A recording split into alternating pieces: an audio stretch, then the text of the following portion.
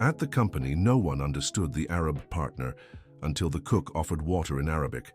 The whispers echoed through the halls of the Atlantic Import Company like a steady wind of mistrust.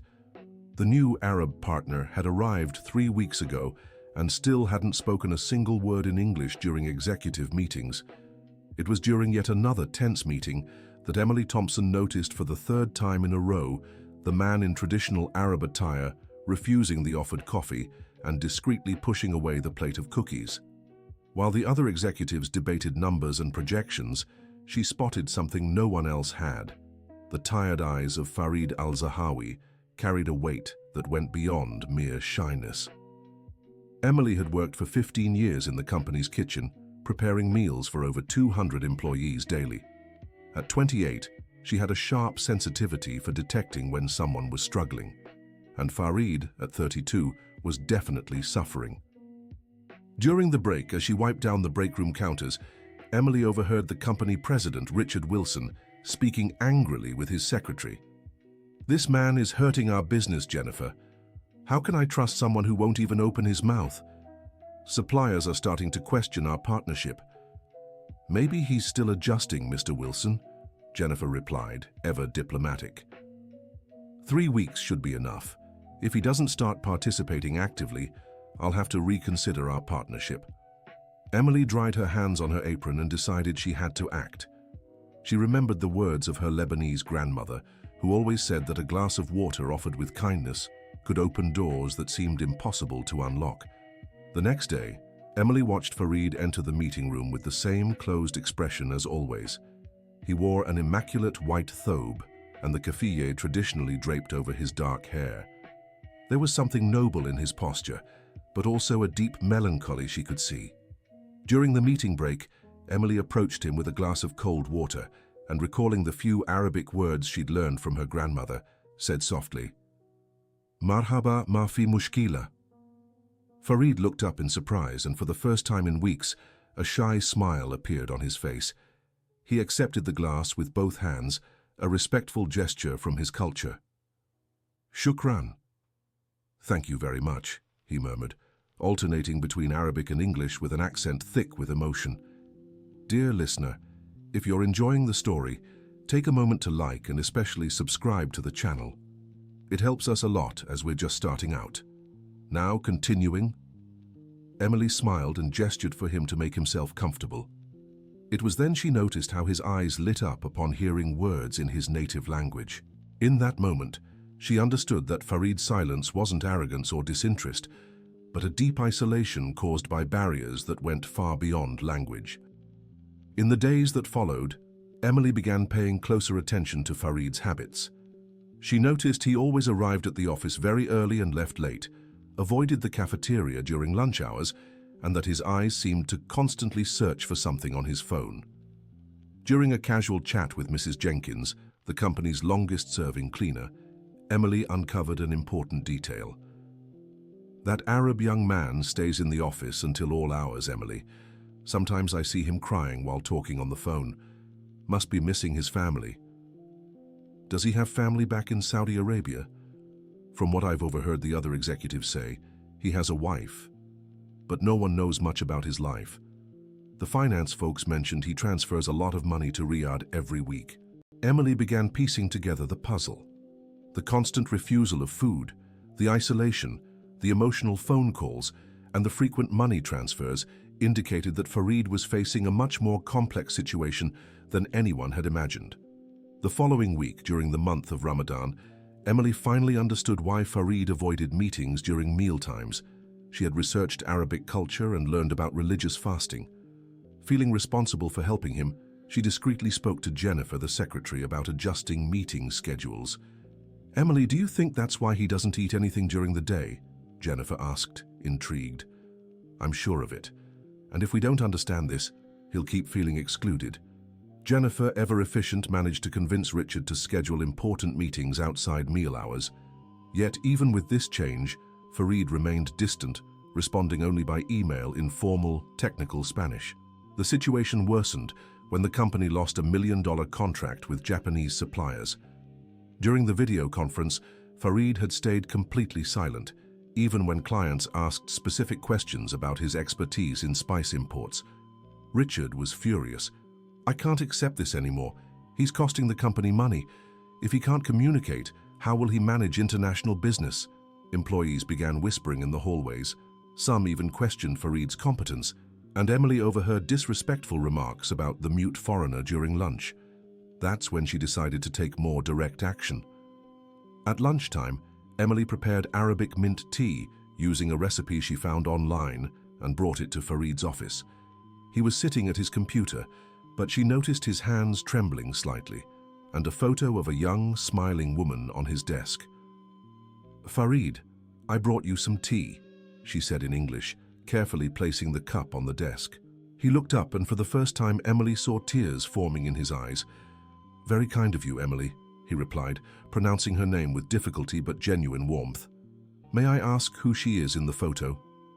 Farid looked at the picture and his voice cracked. "My wife, Nadia. She is, how do you say, very sick." Emily's heart ached. She finally understood the constant sorrow in Farid's eyes.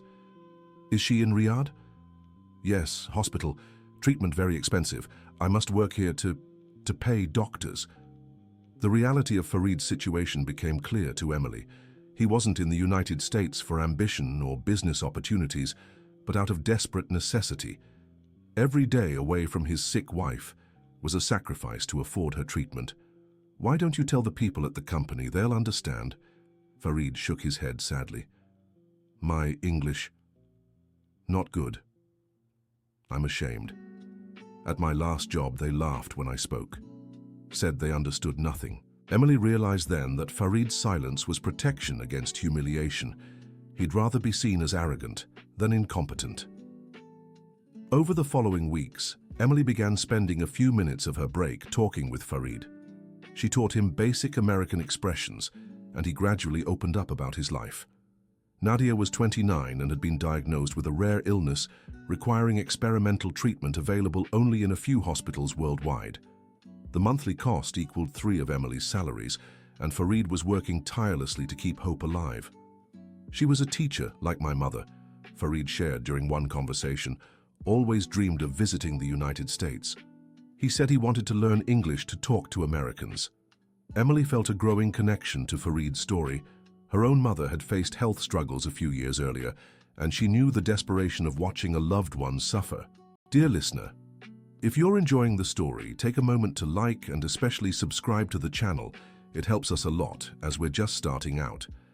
Now, back to the story. Farid, you need to tell your story to the people here. They're not bad. They just don't understand your situation. I'm afraid, Emily.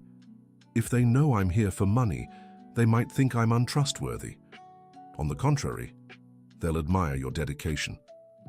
But before Emily could convince Farid to open up, a new crisis erupted at the company. Edward, the accountant, discovered the weekly money transfers to Riyadh and took the information straight to Richard. "Mr. Wilson, I need to discuss suspicious activity in our Arabic partners' accounts," Edward said gravely during a closed meeting. "What kind of activity?" "He transfers significant amounts every week to overseas accounts. It could be money laundering or funding questionable activities." Richard was alarmed. In times of increased government scrutiny over companies with foreign partners, any suspicion could lead to devastating investigations. "Call a meeting with all partners for tomorrow. I'll demand an explanation." Emily, who had overheard the conversation by chance while serving coffee in the meeting room, felt a knot in her stomach. She knew the truth about the transfers, but Farid still hadn't found the courage to explain himself publicly. That night, Emily called Farid. "I need to tell you something important. They found out about your money transfers and suspect you." A long silence followed on the other end of the line. "I knew this would happen," Farid replied wearily. "It always does. They always suspect me." "Do you have proof the money is for your wife's treatment?" "I have all the medical documents, hospital receipts, everything. But how do I explain without them thinking I made it up?" Emily realized Farid was trapped between the need to defend himself and the fear of not being believed. His past experiences with discrimination had built a nearly insurmountable barrier. The next morning, Tension in the company was palpable. Employees whispered about the emergency meeting scheduled for 2 in the afternoon. Some even speculated about the company possibly shutting down if illegal activities were involved. Emily prepared lunch with a queasy stomach, knowing Farid's future depended on what happened next. She'd spent the night thinking of how to help him, but knew her position as kitchen staff limited her influence in business decisions. At lunch, she noticed Farid didn't show up in the cafeteria as he usually did during Ramadan. She decided to bring a glass of water to his office and found him organizing documents with a defeated expression. "Farid, are you going to tell the truth at the meeting?" "I'll try, Emily, but I'm afraid they won't believe me." "And if they don't?" His voice broke. "I don't know what I'll do. Nadia needs the treatment." Emily felt determination rising inside her. She couldn't stand by and watch Farid be wronged over a situation she understood perfectly. The meeting began at 2 sharp. Richard was stern, flanked by Edward and the company lawyer. Farid entered the room with a folder of documents, wearing his traditional thobe but clearly shaken. "Farid, we need to clarify some concerns about suspicious financial activity," Richard began without preamble. "I can explain everything," replied Farid, his voice trembling slightly in English. "We hope you can. Edward, present the data." The accountant began detailing the transfers, showing charts and figures that painted a seemingly suspicious picture. With each number presented, Emily saw Farid shrinking further into his chair. When Edward finished, Richard spoke directly to Farid. "I need convincing explanations. Our company cannot be associated with questionable activities." Farid opened his briefcase and began pulling out documents, but his hand shook so much that some papers fell to the floor. When he tried to speak, the words came out jumbled between Arabic and English. "My wife, she is hospital in Riyadh. Very expensive treatment."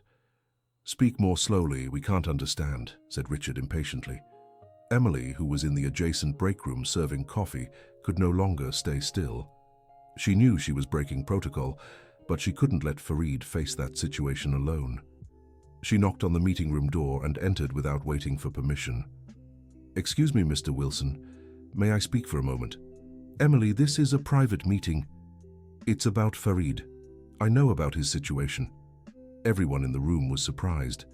Richard hesitated for a moment, but the determination on Emily's face made him reconsider. "All right, be quick." Emily turned directly to Farid in the basic Arabic she had learned. "Farid, ana sa'uduki, kullahum al-haqiqa." "Farid, I'll help you. Tell them the truth." Farid's eyes filled with tears of gratitude. He nodded and handed Emily a letter written in English. "Emily, can you read it to them? I wrote everything, but I'm afraid of speaking wrong." Emily took the letter and began reading aloud. "Dear colleagues at Atlantic Import Company, my name is Farid Al-Zahawi, and I want to explain why I've been silent. It's not out of disrespect or arrogance, it's out of pain and shame. My wife Nadia is undergoing treatment for a rare illness in Riyadh. Every dollar I transfer is to pay for doctors and medicine that cost more than I earn in a year. I came to the United States because this job is my only hope of saving the woman I love." The room fell completely silent. Emily continued, "I know my English isn't perfect. At another company, they laughed at me when I tried to explain a similar situation. That's why I prefer to stay quiet rather than be humiliated again. But Emily taught me that Americans have big hearts. I have all the medical documents, hospital receipts, photos of Nadia before and after the illness. I only ask for a chance to prove I'm an honest man trying to save my wife." When Emily finished reading, there were tears in the eyes of several people in the room. Richard cleared his throat and asked to see the medical documents. Farid opened his organized folder and showed reports in Spanish and Arabic, photos of Nadia in the hospital, medical payment receipts, and even a letter from the doctors explaining the experimental treatment. "Why didn't you tell us this before?" asked Richard, clearly moved. Farid took a deep breath and replied in clearer English, "I'm always afraid. Many people don't like Arabs. They think we're dangerous. I prefer to work in silence and prove myself through actions." Edward, who had raised the suspicions, stepped forward and examined the medical documents. "Mr. Wilson, everything is documented. The amounts match exactly with the treatment costs mentioned in the medical reports. At that moment, the door opened, and David Wilson, Richard's son, walked in, having just returned from a study trip to Saudi Arabia. "Dad, I heard raised voices and—" David stopped when he saw Farid, his face lighting up with recognition. "Farid, I can't believe it's you." Everyone in the room was confused. David walked up to Farid and greeted him with a warm embrace. "Dad, this man saved my life in Riyadh." "What do you mean, David? Remember the car accident I had there? It was Farid who pulled me from the burning car and took me to the hospital.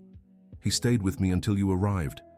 I searched for him for weeks to thank him, but he had moved." The revelation completely changed the atmosphere in the room. Richard looked at Farid with new eyes. "You saved my son and never mentioned it?"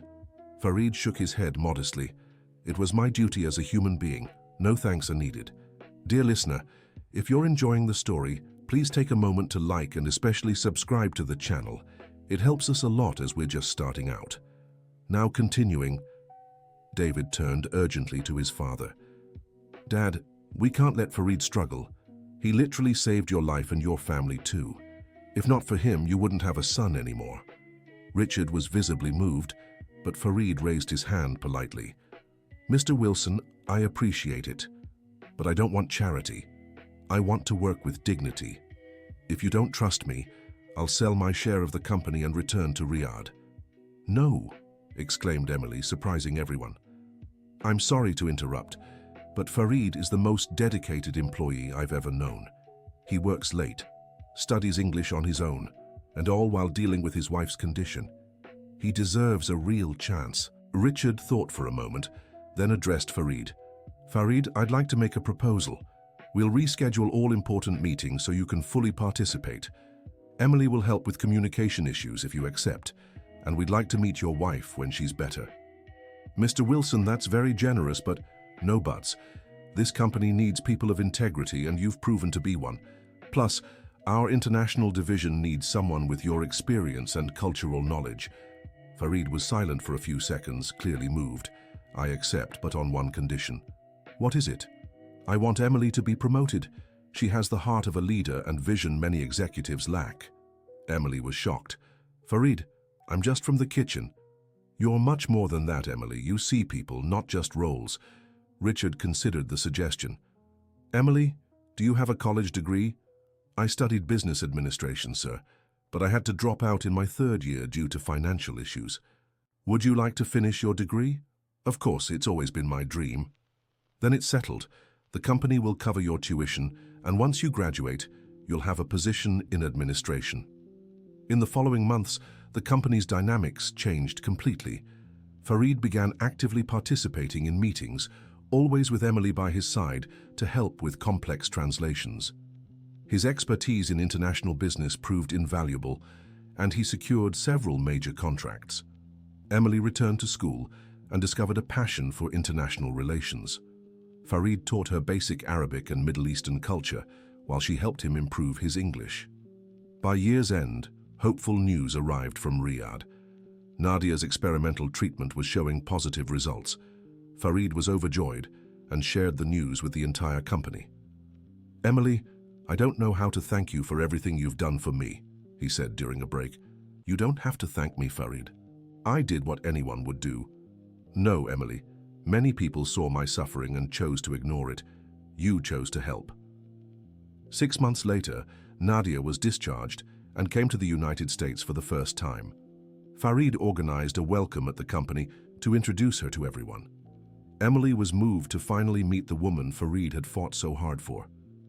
Nadia, a young woman with a sweet smile and bright eyes, hugged Emily and said in the basic English she had learned, "Emily, Farid talks about you every day. You saved our family." "I didn't save anyone, Nadia. I just offered a glass of water." "Sometimes that's all someone needs to start over," Nadia replied wisely. During the reception, Farid gave his first public speech in English at the company. "Friends, when I arrived here, I was lost. I didn't know the culture. I didn't speak the language. I didn't understand the customs. Emily showed me that humanity has no borders. Today, I want to announce that Atlantic Import Company will launch a cultural exchange program with businesses in the Middle East. The audience applauded enthusiastically. Richard approached Farid. "That's an excellent idea. Would you be willing to lead this program?" "Yes, but I want Emily as my partner. She understands that business is done between people, not just companies." Emily, who had graduated with a business degree just a few months earlier, felt overwhelming emotion. From cook to international relations coordinator, her life had completely changed because she had chosen to offer a simple glass of water to someone in need. The company became a model of diversity and inclusion. Employees began learning basic Arabic, and Farid started giving talks on international business and Middle Eastern cultures. During one of these talks, Farid shared his full story with all the employees. "I've learned that communication isn't just about words. It's about intention, it's about heart. Emily communicated with me before we even learned each other's language. A glass of water offered with kindness spoke louder than 1,000 words." Mary Johnson, a longtime employee who had worked at the company for 20 years, approached Emily after the talk. "Emily, I want to tell you something. My husband is Spanish, and when he first came to the United States 30 years ago, he went through the same thing. No one understood his accent, and he went months without finding work. I know the pain Farid must have felt. Why didn't you ever try to help him? I thought he was too proud to accept help. You've taught me that sometimes the quietest people are the ones who need support the most." This conversation made Emily reflect on how many others in life might have needed help but didn't know how to ask. She decided to create an informal group at the company to welcome new foreign employees. A year later, the cultural exchange program had expanded to include partnerships with businesses in India, Japan, and Lebanon. Emily had become the manager of international relations, and Farid, the director of new market development. During a meeting to evaluate the program's results, Richard made an observation that moved everyone. "When we hired Farid, we thought we were just making a good business decision. We never imagined we were gaining a family and transforming our company culture." Farid, who now spoke English fluently, replied, "Mr. Wilson, business is always about people." Emily understood that before any of us. She saw a person where others only saw a foreigner. During a break, Emily and Farid were discussing upcoming projects when he surprised her with a revelation. "Emily, Nadia and I have a proposal for you." "What kind of proposal?" "We'd like you to be the godmother of our first child." Emily was deeply moved. Nadia was 3 months pregnant, and the couple had decided they wanted to raise their child knowing both cultures. "It would be an incredible honor," Emily replied with tears in her eyes. "We also want him to learn English. We plan to name him Adam, which means messenger of God in Arabic. You were our messenger of hope when we needed it most." 2 years later, the Atlantic Import Company had become a national benchmark for cultural diversity. The story of Emily and Farid had been featured in specialized magazines and even on a television program about overcoming adversity. During an interview, the reporter asked Emily what the defining moment had been in her professional transformation. "It wasn't one specific moment," she replied. "It was a series of small choices, choosing to look beyond appearances, choosing to offer help when someone needed it, choosing to believe in people's potential." "And you, Farid, what was the most important lesson?" "I learned that vulnerability isn't weakness. When I finally allowed myself to be helped, I discovered strength I didn't know I had." Emily taught me that asking for help is an act of courage. The interview aired on a Sunday night and sparked hundreds of positive comments. Many people shared similar stories of resilience and solidarity. The following Monday, Emily arrived at work to find a surprise. Richard had installed a plaque at the company entrance. "Atlantic Import Company, where different cultures build the future together." "Emily, this plaque is in your honor," Richard said during the morning meeting. "You taught us that diversity isn't just about meeting quotas, but about enriching our humanity." Farid stepped forward and added, "In Arabic we have a saying, Man arakum fakad arahum. It means, those who show the way for others will be remembered forever." Emily showed us the path of understanding. At that moment, David, Richard's son, shared special news.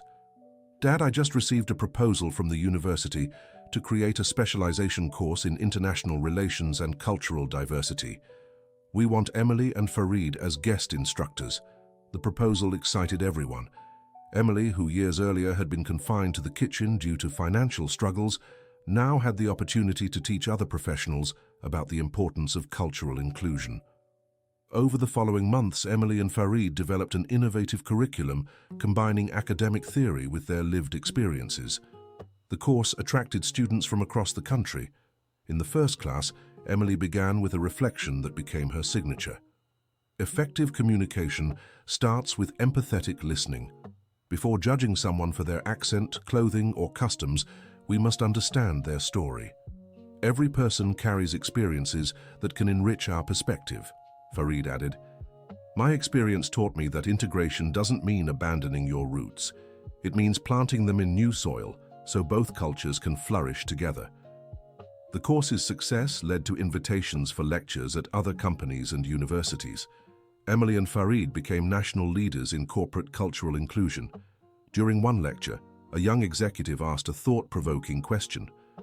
How do you maintain cultural authenticity without creating division? Emily answered, the key is finding points of human connection. When I offered Farid water, I wasn't thinking about cultural differences. I saw a person who needed care. From that basic human connection, we built bridges between our cultures. Exactly, Farid agreed. Cultural differences become wealth when shared with mutual respect, not when used to create barriers. 5 years after Emily and Farid first met, the Atlantic Import Company had expanded internationally, becoming a model of multicultural business. Emily now served as Director of International Relations and Farid as Vice President of New Markets. During the 5-year anniversary celebration of the Cultural Diversity Program, Nadia, now a mother of 2 children who spoke English and Arabic fluently, gave an emotional speech. When I was sick in Riyadh, Farid would tell me over the phone about an American woman who lovingly offered water every day. I dreamed of meeting this person who cared for my husband when I couldn't be there. Emily became more than a friend, she became family. Farid and Nadia's eldest son, Adam, now 3 years old, walked up to Emily and said in English, Aunt Emily, Mommy said you saved Daddy when he was sad. Emily knelt to meet the child's eye level. Adam, your daddy saved himself. I just offered a glass of water. Daddy said sometimes a glass of water can change someone's whole life. In that moment, Emily deeply understood the impact of her actions. She hadn't just helped Farid, she had contributed to building a happy family and transforming an entire company. During the closing speech of the celebration, Richard made an announcement that surprised everyone. Emily and Farid, you've built something greater than a diversity program. You've created a new corporate culture based on humanity. That's why we want you to lead the opening of our first international branch in Saudi Arabia. The offer was tempting, but Emily knew it would mean big changes in her life. She asked for time to think and had a long conversation with her family. Mom, what do you think? It's an incredible opportunity, but it means being away for a while. Her 67-year-old mother, Mrs. Harris, replied wisely, Sweetheart, you've always had a generous heart. If this opportunity can help more people like you helped Farid, then it's the right path. But I'm afraid of being far from family. Emily, family isn't just about physical distance. You've created an international family with Farid and Nadia, and that family will always be with you no matter where you go. Her mother's words made Emily realize her journey had started with a simple gesture, but had grown into something much bigger. She wasn't just moving to another country, she was carrying forward a life philosophy that had transformed people and organizations. At the next meeting, Emily announced her decision. I accept the offer, but with a few conditions. I want to implement the same welcome program we created here in the Riyadh branch, and I want part of the profits to go toward a support fund for employees facing family hardships. Richard smiled. I agree to all your conditions. Farid, do you accept being the general director of the new branch? Yes, but I also have one condition, Farid replied. I want Emily to be my official partner in this venture. Without her, none of this would have been possible. The new partnership was formalized, and in the following months, Emily and Farid worked tirelessly on planning the international expansion. The project included not just business goals, but also social objectives for cultural integration. As preparations for the move unfolded, Emily organized a farewell party at the company. Employees from every department came to say goodbye and thank her for all she had done. Mrs. Jenkins, the janitor who had witnessed Farid's struggles from the beginning, approached Emily. "Emily, I want to tell you something. I've worked at this company for 20 years and have never seen a transformation like the one you brought. You proved that no matter your role, we can always make a difference in someone's life." During her farewell speech, Emily reflected on the entire journey. "When I offered Farid a glass of water, I only wanted to make someone feel welcome. I never imagined that simple gesture would change our lives so profoundly. I learned that small acts of kindness can bring about immense transformations." Farid took the floor. "Emily taught me that true strength lies in accepting our vulnerabilities and allowing others to help us. When we manage to do that, we discover we're capable of far more than we ever imagined."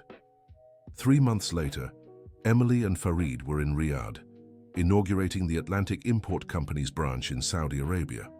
The local company was established following the same principles of diversity and inclusion they had developed in the United States. In its first year of operation, the branch not only met its business goals, but also became a benchmark for corporate social responsibility in the Middle East.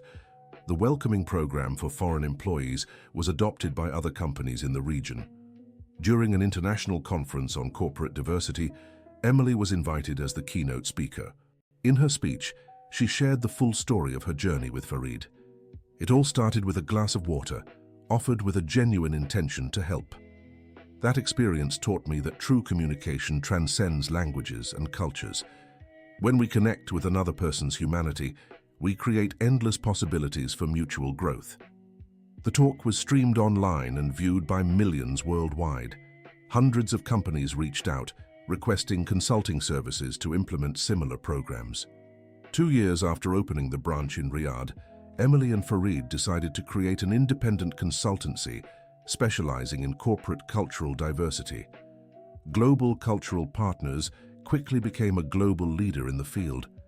During the official launch of the consultancy, Nadia, who had fully recovered and now worked as a therapist, made a profound observation. Emily and Farid proved that successful businesses are built on strong human foundations. When we take care of one another, we create environments where everyone can thrive. The consultancy worked with companies in over 20 countries, always adhering to the same core principle, addressing fundamental human needs before tackling technical or business matters. In every project, Emily began with the same question: who in your organization might need a symbolic glass of water? This simple yet profound approach helped thousands of employees worldwide feel truly included in their workplaces. During an interview for an international business magazine, the journalist asked Emily what the secret to her methodology's success was. "The secret is not seeing diversity as an obligation, but as an opportunity. Every person we genuinely include on our team brings perspectives that can solve problems we didn't even know we had." And what's the biggest challenge? The biggest challenge is convincing leaders that investing in human well-being isn't a cost, it's an investment. Employees who feel valued and understood are infinitely more productive and creative.